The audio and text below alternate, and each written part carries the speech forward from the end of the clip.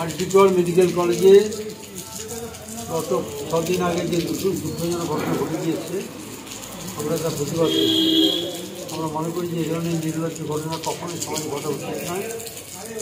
সমস্ত মেয়েরা যারা কাজ করছে তাদের নিরাপত্তার ক্ষেত্রে এটা একটা ভয়ঙ্কর বিপদ, এবং আমরা চাই দোষী ব্যক্তির ফাঁসি হোক, আমরা চাই দ্রুত ফাঁসি হোক, এবং তার সঙ্গে যারা যুক্ত আছে তাদেরকেও চিহ্নিত করে তাদেরকে অ্যারেস্ট করে তাদের যাবজ্জীবন কারাদণ্ডের ব্যবস্থা করা হবে।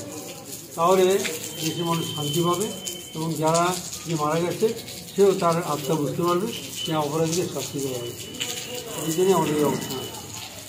আমাদের সর্বভারতীয় তৃণমূল কংগ্রেসের সভানেত্রী মমতা বন্দ্যোপাধ্যায় তিনি তার দলে নির্দেশ দিয়েছেন যে প্রতিটি ব্লকে 3 দিনের কর্মসূচি আজকের ধর্ণা কর্মসূচি চলছে, তাতে আমাদের যে আরজিকর হসপিটালে যে আমাদের বোনকে নৃশংসভাবে ধর্ষণ খুন হয়েছে সেটা দোষীর শাস্তির স্বরূপ ফাঁসি হোক, এবং তাদের সঙ্গে যারা জড়িত দোষীদের সবার জন্য সিবিআই তদন্ত করে চিহ্নিত করে তাদের উপযুক্ত সাজা হোক।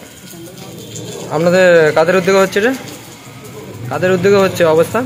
আমাদের কোলাঘাট ব্লক তৃণমূল কংগ্রেস এই জায়গাটা কোথায়? এবং সব শাখা সংগঠনের সঙ্গে সকলের সহযোগিতায় একটা জন্মদিন চলছে আমাদের কোলাঘাট বিজয় অফিসের সামনে।